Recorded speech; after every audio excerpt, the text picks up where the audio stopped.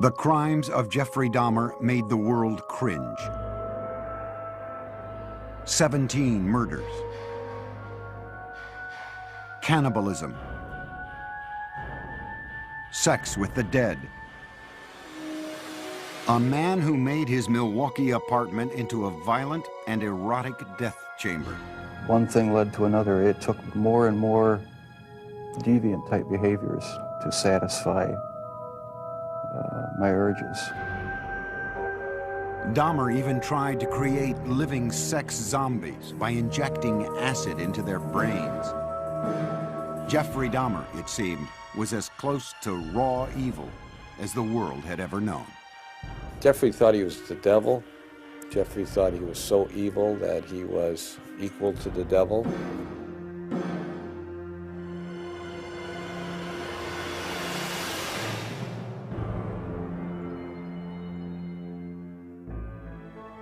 The first child of Joyce and Lionel Dahmer was born in Milwaukee, Wisconsin on May 21st, 1960, just before their first anniversary. His name was Jeffrey.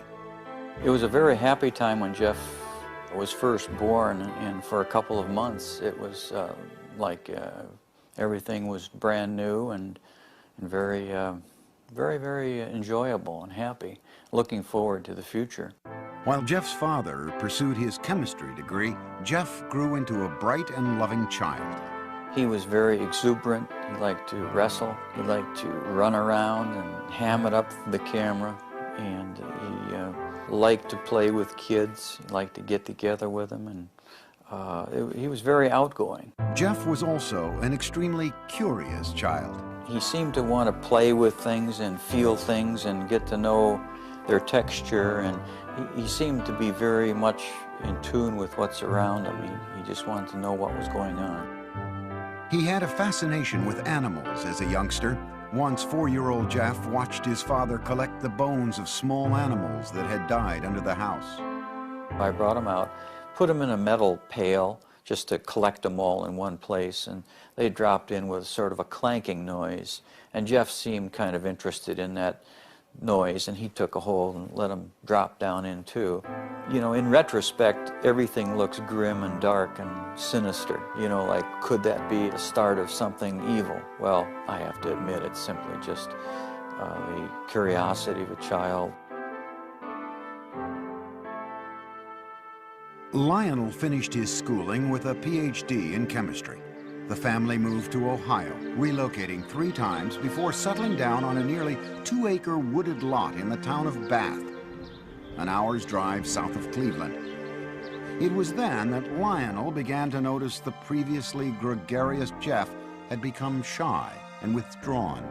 He seemed to be awkward socially and just didn't feel comfortable. To take his mind off the move, 7-year-old Jeff was given a dog, Frisky, whom he loved dearly. With people that he knew or his new pet, the next-door neighbor boy, he was very relaxed. But there was this shyness and feeling of inferiority that we were concerned about at that time. What the Dahmers thought their son needed was to feel more involved, so they let Jeff choose the name of their second son. Jeff named his brother David. Lionel also encouraged his son to participate in activities that would include contact with other kids. What we were trying to do was to involve Jeff with activities with the thought that involvement would lead to human involvement, a forced, almost, interaction. And on the weekends, father and son planted gardens and raised sheep for competition in 4-H fairs. To commemorate their gardening days, young Jeff gave his father a handmade card with a poem. There's a picture of me eating an ear of corn on the front, and Jeff says, "The squash and the pumpkins can never compare to the kind of dad who has curly hair." And it says, "This poem is from Jeff, and I love you to death." When Jeff was 10, his mother was hospitalized and treated for anxiety. From there, his parents' marriage began to fail. Jeff's fascination with nature and small animals continued into his teenage years, when he became curious about what they looked like on the inside. For specimens, he collected roadkill.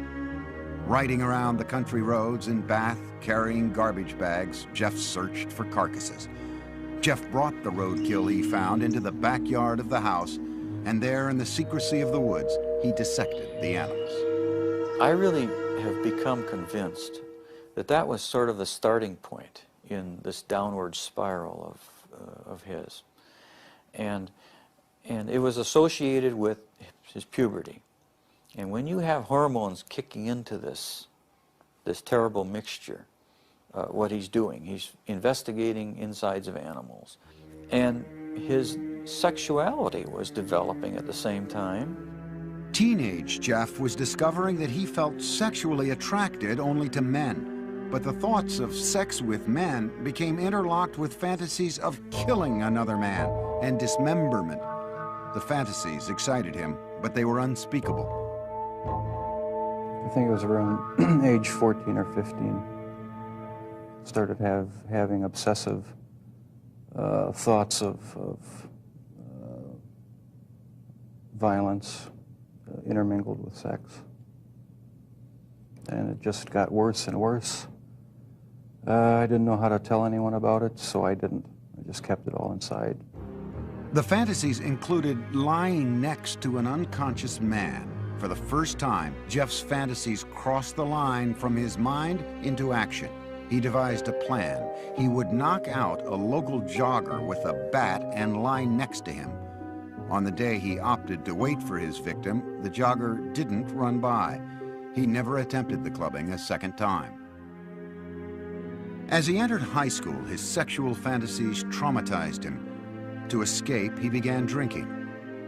On the way to classes in the morning, he would fill up a cup with hard liquor at a friend's house. And I remember sitting next to him in a first period, I believe, history class, and he had a styrofoam cup of scotch, I believe it was scotch. I remember saying, "Jeff, what is that?" And he threw his head back and he shook it and he said, "It's my medicine." But clearly he was getting drunk at 8 o'clock in the morning. At home, Jeff was watching his parents' marriage dissolve. When their bickering escalated to open fighting, he retreated to the forested backyard, slapping tree trunks with sticks. I'd leave the house, go out in the woods and sulk, brooding, wondering why they had to have such a rough relationship. He remained aloof with few interests and no close friendships, but he still seemed to have a sense of humor. On the high school tennis team, Jeff spent most of his time goofing around rather than playing a serious game. But more often than not, the jokes were at Jeff's expense. He gained a reputation as the class clown. Acting out in a bizarre or unexpected manner became known at his school as, quote, doing a Dahmer. All of a sudden you'd be walking down the hall and you'd hear someone yelling and hollering and running through the hallway, and it's Jeff Dahmer in the middle of the day, running, flapping his arms, yelling, hurricane drill, everybody hide.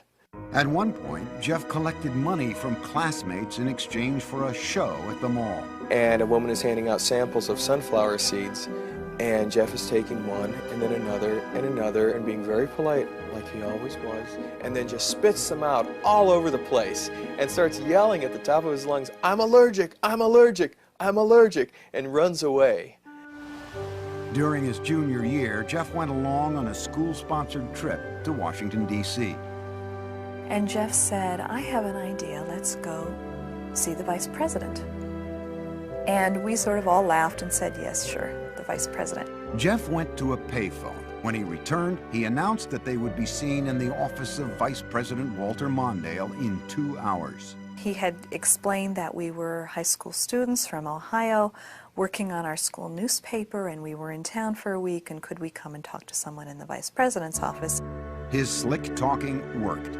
Dahmer had gotten his classmates inside the executive office building to meet with Mondale. In the classroom, Jeff was something of a model student. Very polite to adults, dressed very nice, very respectful to teachers. Did his work. He could be an A student if he wanted to. Other times he would fail a class because he had no interest. He could be very polite with very good manners, yes sir, no sir, when he spoke with teachers. He was perfecting his ability to fool authority figures. But as time went on, Jeff became less interested in his performance at school. No one really knew what was going on in his mind. He didn't open up to anybody.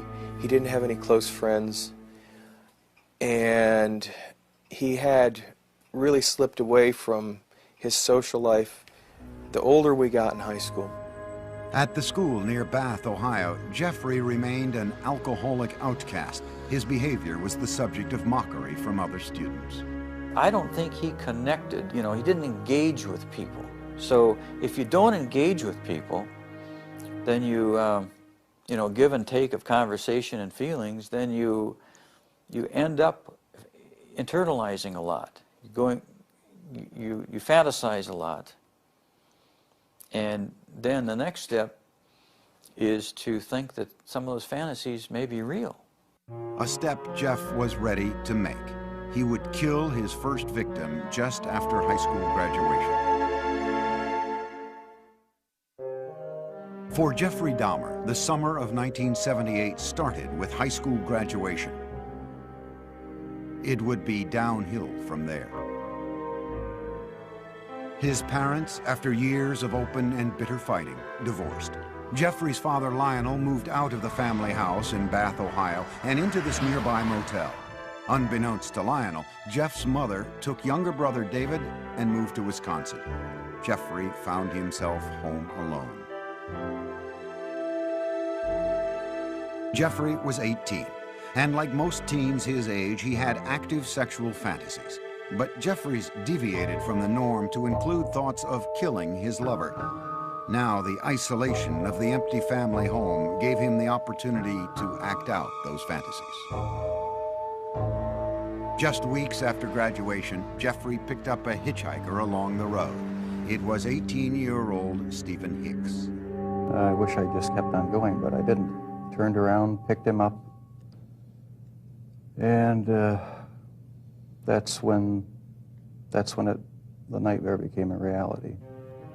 Jeffrey invited Hicks back to the house. They drank beers and spent a couple of hours just hanging out. Then Hicks said he had to go, but Jeffrey didn't want to be alone. He attacked Hicks, knocking him out with a barbell, and then he strangled him. Dahmer had fulfilled his fantasy, but he was lucid enough to know that he had committed a murder. He quickly began to hide the evidence. He dismembered Hicks' body with a knife, a skill he had practiced as a younger teen with roadkill. He put the pieces into trash bags and loaded them into his car in the middle of the night. He was heading for a dump site when he was pulled over by the police for drifting across the center line. The officers asked Jeff what was in the bags and why he was out so late. Jeff was trapped for the first time, but he was ready with a lie. He coolly told the cops he was troubled by his parents' divorce and couldn't sleep, so he thought a trip to the dump would take his mind off things. The police let him go with a ticket. Jeff returned home, racked with guilt over the murder. He stashed the bones of Stephen Hicks under the house for 2 weeks. Then he smashed them to bits with a sledgehammer. Behind the house, Jeff spun in a circle, tossing the fragments among the leaves and brush. In August, Jeffrey's father stopped by the house. I said, "Where is your mother? Where's Dave?" And he said, "They're gone." I said, "Well, what do you mean? They're gone, they've left." Jeff's father moved back into the house. He encouraged Jeff to find a job. But Jeff wasn't interested. He spent his days drinking, even getting himself arrested for public intoxication. Lionel took his son to Alcoholics Anonymous meetings and psychological counseling sessions. They had little impact. Nothing could erase the violence and terror his first murder had imprinted on his mind. Only the alcohol seemed to provide relief. By the end of the summer, Jeff was still jobless, so Lionel suggested an alternative: college. He enrolled Jeff at Ohio State. But Jeff spent the entire first quarter in a drunken stupor, selling his blood to plasma centers and spending the money on beer. Predictably, Dahmer flunked out and returned home. I said, "Jeff, the doors are closing. I think perhaps that the armed services might be something that you need. Like all the other choices that had been made for him, Jeff passively went along with his enlistment. After his basic training was complete, he left for an army hospital in San Antonio, Texas, where he was given specialized instruction as a field medic. There, Dahmer learned more about human anatomy. For one of the first times in his life, he was excited about what he was doing, responding to instruction and discipline. After 6 months in the Army, his sluggish body had become lean and strong. Normally shy and reclusive, Jeff became outgoing, even smiling.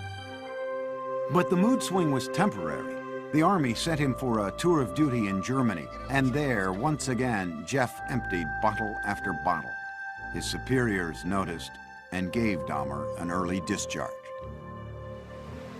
He went directly to Miami Beach without contacting his family. He worked in a sandwich shop and lived out of a motel. When his booze bills exceeded the room costs, Jeff took to sleeping on the beach. And he was terrified one night when a rat, big, huge rat, came crawling over him, and he called us. He said, he needs some money.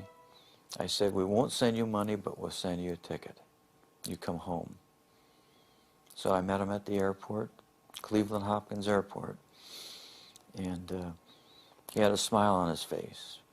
But as I got closer, it wasn't a smile of happiness, it was a smile of inebriation. Lionel tried for a year to help his alcoholic son, to no avail.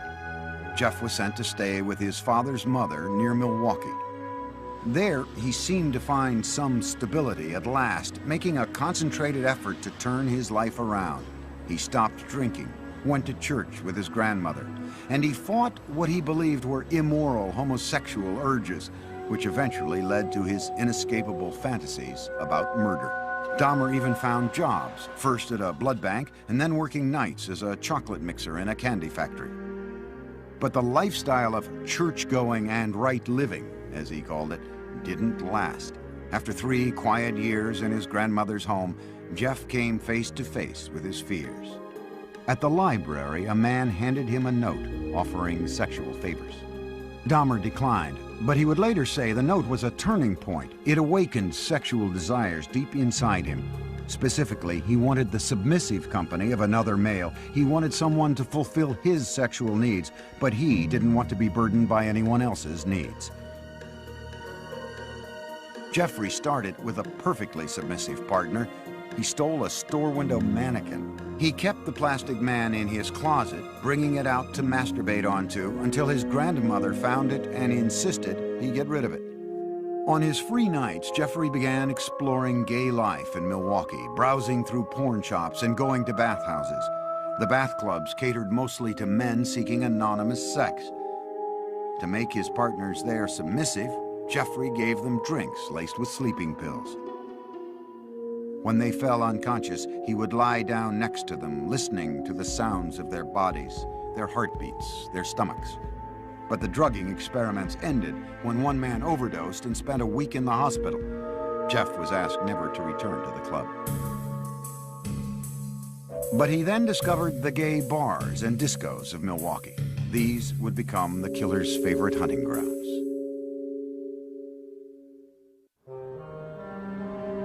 By his late 20s, Jeffrey Dahmer was settled in Milwaukee, living at his grandmother's and prowling the city's gay scene. No one suspected that this reclusive loner with boyish good looks was on his way to becoming a psychopathic serial killer.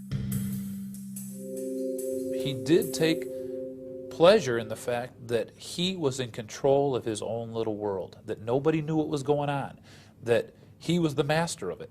Dahmer could fit in with any group, and you wouldn't say, oh, he must be crazy, or he must be a killer.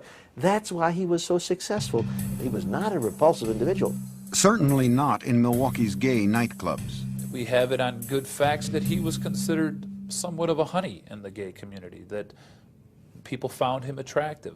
Several people told us that he was the kind of guy that you wanted to take care of, you wanted to baby him. But Dahmer had very specific requirements for his men. He chose a body style. He liked long, lean, smooth, muscular body styles, and it didn't matter if they were black, white, yellow, red, or brown. If he found them attractive, he would try to get them. In November 1987, Dahmer met 25-year-old Steve Toomey at a downtown club called 219. After a few drinks, they left the bar for a night at the nearby Ambassador Hotel. Dahmer used an old trick to get Toomey into the submissive state he craved. I had put some sleeping pills in his drink to render him conscious. And was just going to spend the night with him. When I woke up in the morning, my forearms were bruised, and his chest was bruised, and blood was coming out of his mouth. He was hanging over the side of the bed, and I have no memory of beating him to death, but I must have. But Dahmer didn't panic. He went out and bought the biggest suitcase he could find. At the hotel, he crammed Toomey's body into the case, dragged it into a taxi, went back to his grandmother's house, and dismembered Toomey in the basement. That's when the obsession went into full swing. He decided after that second death that he would no longer attempt to control his desires, that he would give full rein to them, yield entirely to them, and after that his life became the pursuit of unmitigated sexual pleasure. Dahmer now decided to pursue his fantasies of ultimate control. It was no longer enough to have his partners submissive just for a night. He wanted to keep them that way forever. So with the intent to murder and then butcher the men he picked up, Dahmer returned to the clubs. At a bus stop outside 219, he met 14-year-old James Dockstader. Dahmer offered him $50 to spend the night with him. They took the bus back to Dahmer's grandmother's. While she slept, Jeff and Dockstader had oral sex. Then Dahmer drugged and strangled him, his preferred method for killing. He stated in no way did he ever want to hurt anybody, as funny as this sounds. That is the reason why he killed everyone by strangling them, because not only did he get the power and the thrill of committing the murder, but it was also the most humane way. With Dockstader, Dahmer further explored his dark fantasies. He hid the body in the basement for a week and continued to have sex with it. Most serial killers are sexual deviants who are social and psychological sociopaths and sexual-paths who kill people for their own sexual gratification. Dahmer's was different than that. He was a true necrophiliac. He was trying to have sex with an unconscious or dead person. Once James Dockstader began to decay, Dahmer dismembered him in the basement near a floor drain, just as he had with Toomey. Dahmer was now drinking heavily again, especially on the nights he planned to murder. By the time he killed, he would be stone drunk. He drank because his conscience was so strong. This isn't a man that didn't know the difference of right from wrong. 2 months after killing Dockstader, Dahmer picked up 21-year-old Richard Guerrero from a Milwaukee bar, again offering him money to spend the night. In a familiar pattern, Dahmer drugged and strangled him. He spent a few hours with the corpse before dismembering it. He then placed the body parts into trash bags for the city garbage collection the next day. In the summer of 1988, Jeff's grandmother asked him to move out. She had been troubled by Jeff's late hours, the mannequin in his bedroom, and now unidentified foul smells from the basement. He took an apartment on Milwaukee's west side and immediately accelerated his downward spiral when he approached a 13-year-old boy on the street and lured him into the apartment. Inside, Dahmer scared the boy by fondling him, and the youngster ran from the apartment. Dahmer was convicted on second-degree sexual assault charges only. The murders were still his secret. He was sentenced to 1 year in a work release program that required him to spend his nights in a prison dormitory while he continued working at the chocolate factory. In the 10 days before he began his sentence, Dahmer struck again. He met 26-year-old Anthony Sears at the gay club La Cage and killed him. He mummified Sears' head and genitals and kept them inside his locker at the chocolate factory. Towards the end of the work release term, Jeff's father wrote to the judge and urged him to put Jeff in an alcoholic treatment program, writing, "I have tremendous reservations regarding Jeff's chances when he hits the streets." No program was ordered. Jeff was released 2 months early. He moved into another low-income neighborhood in Milwaukee. The rent at the Oxford Apartments was cheap, and the location was close to the gay clubs. On his own again, he was free to feed his relentless sexual urges. Within 3 weeks of his release, Dahmer began a 1-year killing frenzy. He would leave 13 more families, most of them African American, searching for loved ones who had simply disappeared. The police, too, searched in vain. Once Jeff started on his killing spree, all of his financial resources, all of his time, money, effort, desires, emotions, thoughts went into his secret world of killing people and keeping them with him. Many times he talked about trying to fight it, even after he had killed a couple people, saying how he wasn't going to do it again, but within a month he would be back out at the bar stalking. One victim almost got away. Dahmer had drugged 14-year-old Konorak Synthesomphone, the brother of the boy Dahmer had been jailed for molesting the year before. As Konorak slept, Dahmer went out to buy more liquor. But while he was gone, the teen woke up. He staggered out into the street naked. A concerned neighbor called 911. Milwaukee Emergency Operator 71. Okay, hi. I'm on 25th and State, and this is young man. He is butt naked. He has been beaten up. He is very bruised up. He can't stand. He's study fall out. He is butt naked. He has no clothes on. He was really hurt. Police arrived. By this time, Dahmer had returned from his beer run. As he had with police in Bath, Ohio after his first killing, Dahmer smoothly lied. He told police that Konorak was his gay lover who simply had too much to drink. He brought the cops into his apartment and showed them Polaroids he'd taken of the teen, proof, he said, of their relationship. The police believed the 14-year-old was of legal age and left him behind with Dahmer. They wrote the incident off as a lover's quarrel. Again, Dahmer had been slippery enough to keep his killings a secret. As soon as the cops left, he murdered the boy. Inside Dahmer's apartment, the bodies began to pile up. So he bought a 57-gallon drum and filled it with a powerful acid to dissolve the dismembered limbs and torsos.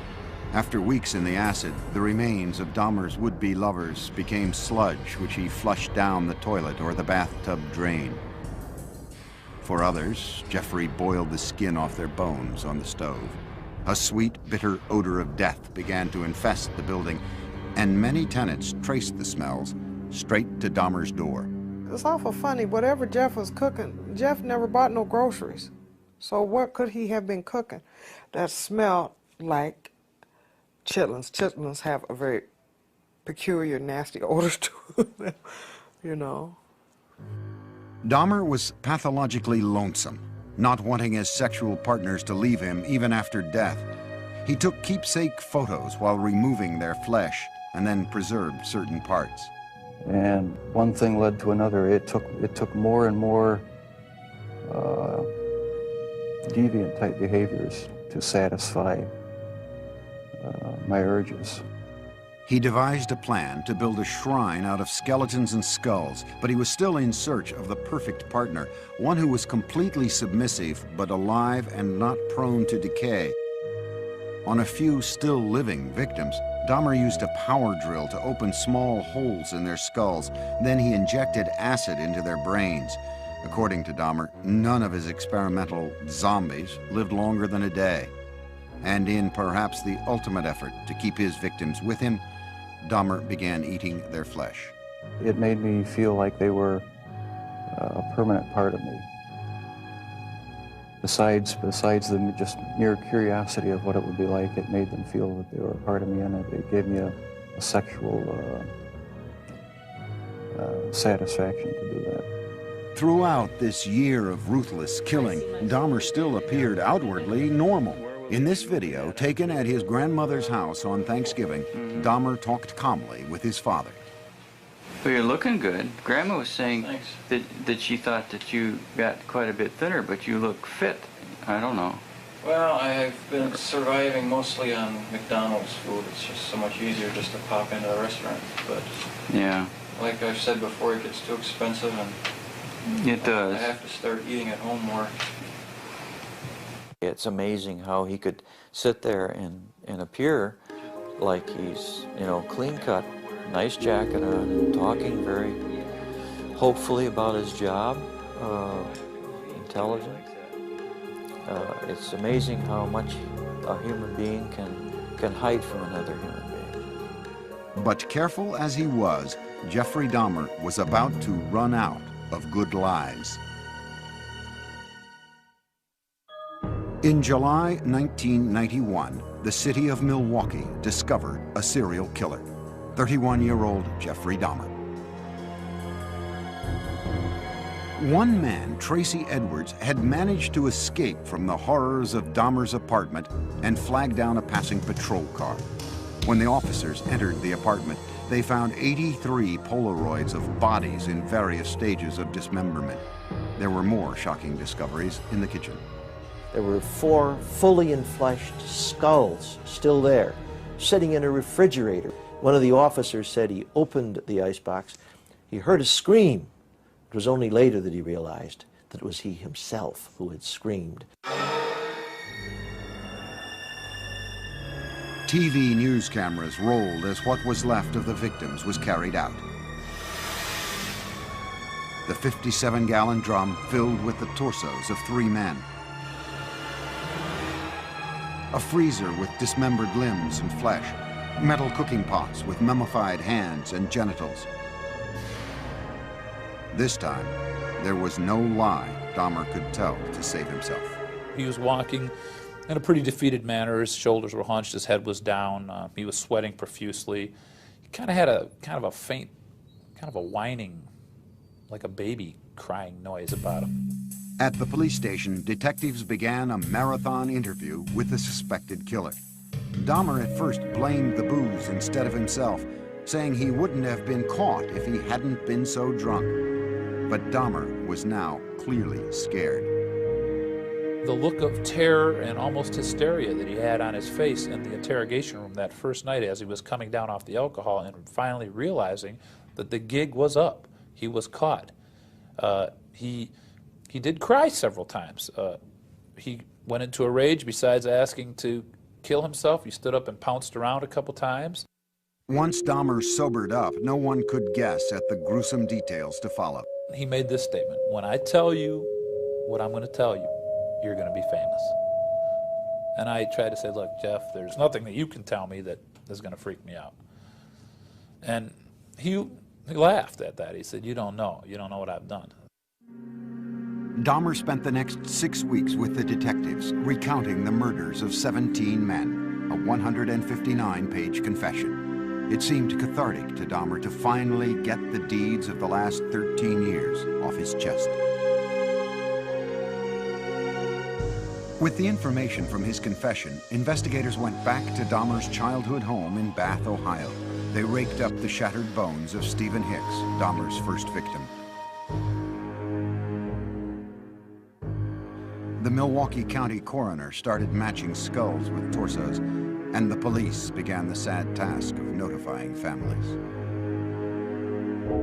Dahmer pleaded guilty but insane. The issue of his sanity would be the sole question before the jury. You know immediately that it's going to be probably an insanity defense. What can you argue? You can't claim self-defense. You can't say you don't know how those bodies got there. Wisconsin had no death penalty, so if the jury found him sane, he would spend the rest of his life in prison. If they found him insane, he would be imprisoned in a mental facility. Dahmer himself couldn't understand why he enjoyed fantasizing about murder. Jeffrey thought he was the devil. Jeffrey thought he was so evil that he was equal to the devil. And he knew there was something wrong with him, but he didn't know what it was, but he never categorized himself as being insane. The man who entered the Milwaukee County courtroom in January 1992 appeared completely normal until the words of his confession were read in court by Lieutenant Dennis Murphy. He related this was a person he really liked. He indicated that he had filleted his heart and kept it in the freezer, and he also kept his bicep. He indicated that he had eaten the thigh muscle of this subject, but it was so tough he could hardly chew it. He then purchased a meat tenderizer and used it on the bicep.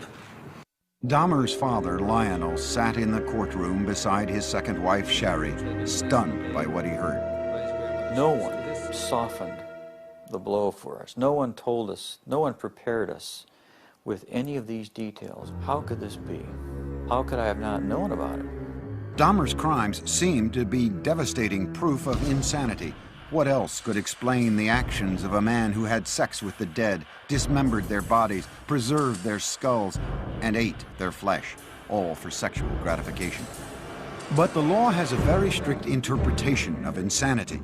Dahmer's defense team had to prove two things. One, that he indeed suffered from a mental disease, and that it kept him from knowing right from wrong. Necrophilia, a compulsion to have sex with the dead, is recognized as a sexual disorder, but it does not make one legally insane. He argued that the necrophilic drive was such that he could not control it. But we don't accept that in the United States as a defense, no more than we accept a pedophilic drive of the man who wants to have sex with children. Ladies and gentlemen of the jury, I understand you have arrived at verdicts in this matter. In a 10-2 decision, the jury found Jeffrey Dahmer legally sane. Some relatives of Dahmer's victims sat quietly in court, others cried. Prior to his sentencing, they were allowed to express themselves before the judge. Jeffrey, I hate you! I hate you! Nothing's under control! Don't Jeffrey, I'll kill you!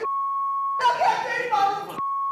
I can kill you! I can kill you! Once order was restored, Dahmer spoke publicly for the first time. I feel so bad for what I did to those poor families, and I understand their rightful hate.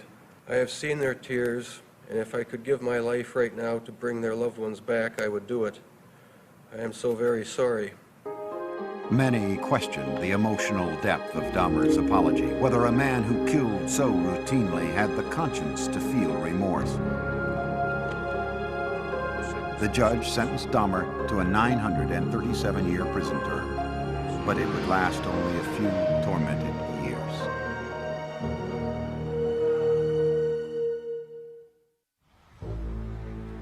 Jeffrey Dahmer's final home was the Columbia Correctional Institution in Portage, Wisconsin. His former residence at the Oxford Apartments in Milwaukee stood as a painful reminder of the lives that ended there. So in November 1992, it was demolished. In his prison cell at the age of 32, Dahmer's life became a conflicted introspection, trying to sort out the blame for his killing nature and seeking divine forgiveness for it. He had spent time in church as a boy and with his grandmother as an adult, but had lost his religion during the murder spree. Dahmer placed the blame for the murders on his atheistic beliefs and the theory of evolution. He said, if it all happens naturalistically, what's the need for a God? Can't I set my own rules? Who owns me? I own myself. Yet Jeffrey was still a contradiction, for he was always quite willing to blame the devil for taking over his soul. The serial killer wondered now what would happen to him when he died.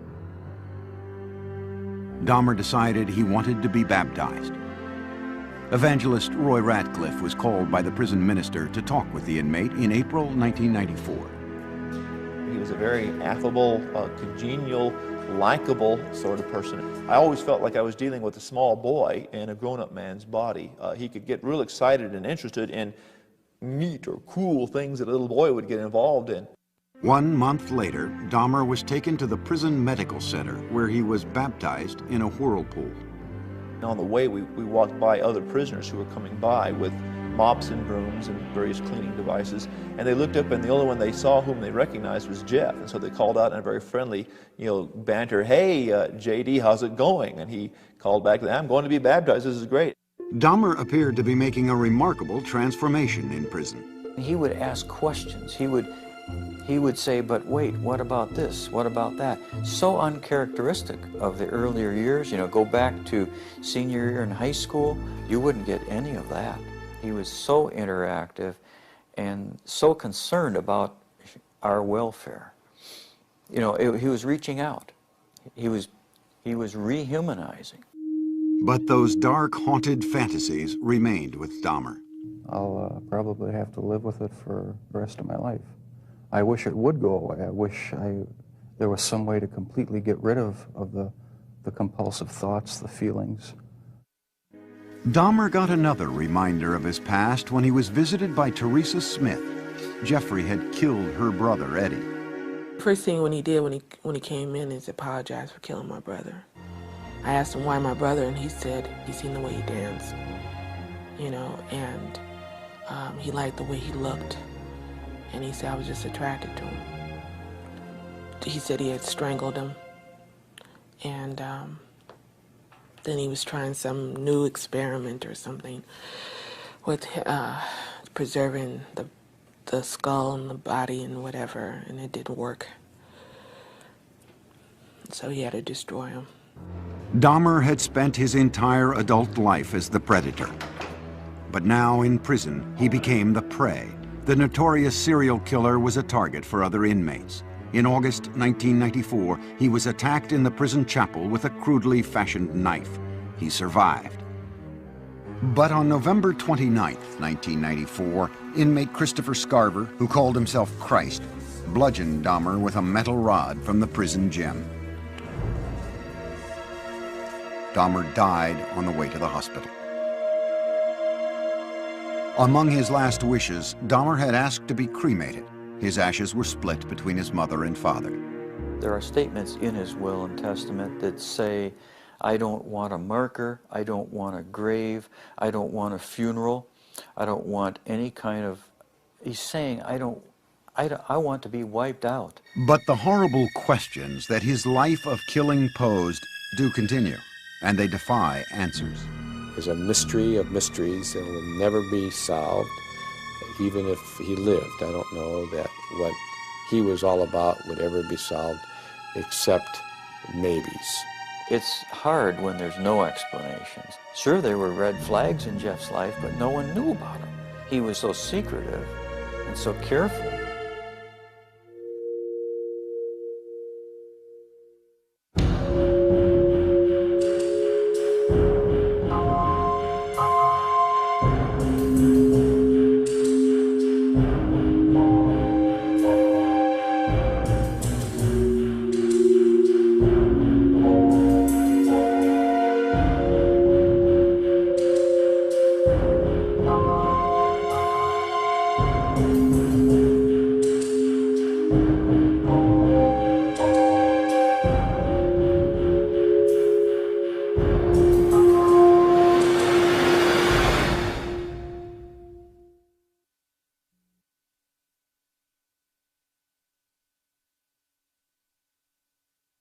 Looks grim and dark and sinister, you know, like, could that be the start of something evil? Well, I have to admit it's simply just the curiosity of a child. Lionel finished his schooling with a PhD in chemistry. The family moved to Ohio, relocating 3 times before settling down on a nearly 2-acre wooded lot in the town of Bath, an hour's drive south of Cleveland. It was then that Lionel began to notice the previously gregarious Jeff had become shy and withdrawn. He seemed to be awkward socially and just didn't feel comfortable. To take his mind off the move, 7-year-old Jeff was given a dog, Frisky, whom he loved dearly.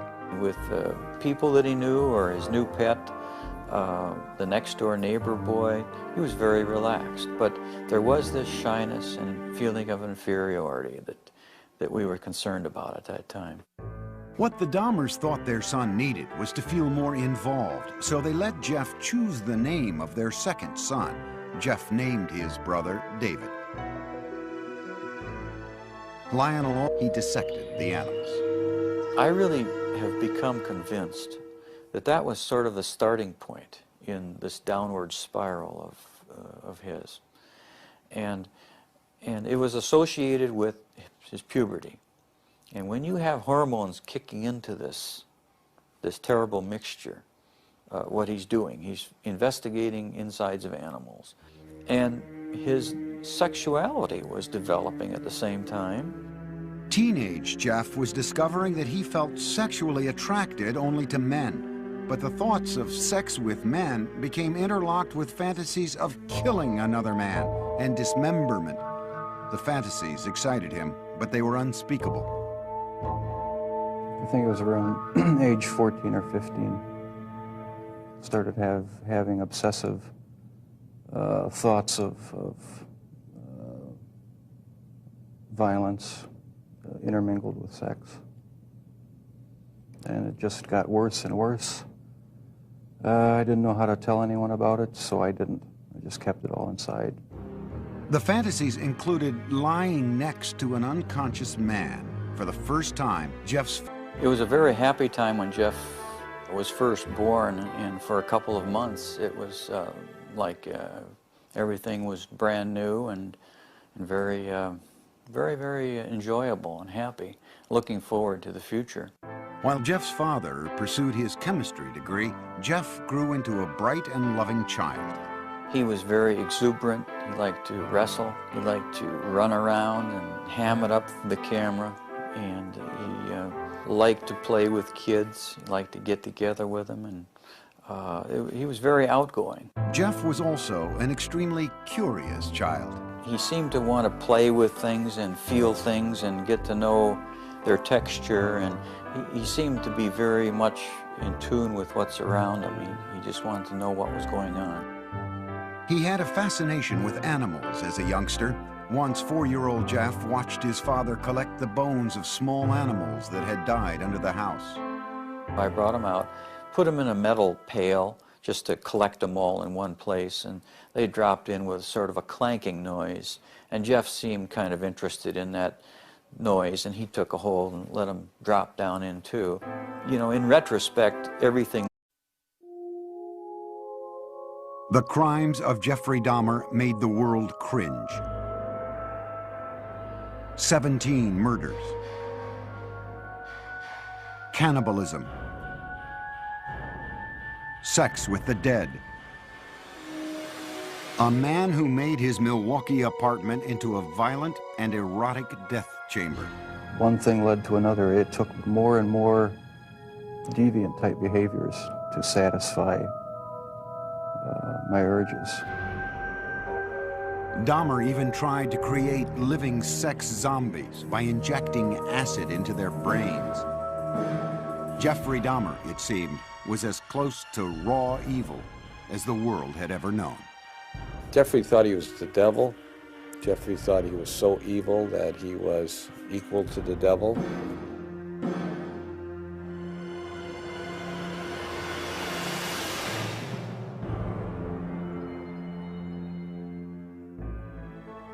The first child of Joyce and Lionel Dahmer was born in Milwaukee, Wisconsin on May 21st, 1960, just before their first anniversary. His name was Jeffrey. Also encouraged his son to participate in activities that would include contact with other kids. What we were trying to do was to involve Jeff with that activities with the thought that involvement would lead to human involvement, a forced almost interaction. And on the weekends, father and son planted gardens and raised sheep for competition in 4-H fairs. To commemorate their gardening days, young Jeff gave his father a handmade card with a poem. There's a picture of me eating an ear of corn on the front, and Jeff says, "The squash and the pumpkins can never compare to the kind of dad who has curly hair." And it says, "This poem is from Jeff, and I love you to death." When Jeff was 10, his mother was hospitalized and treated for anxiety. From there, his parents' marriage began to fail. Jeff's fascination with nature and small animals continued into his teenage years, when he became curious about what they looked like on the inside. For specimens, he collected roadkill. Riding around the country roads in Bath, carrying garbage bags, Jeff searched for carcasses. Jeff brought the roadkill he found into the backyard of the house, and there in the secrecy of the woods,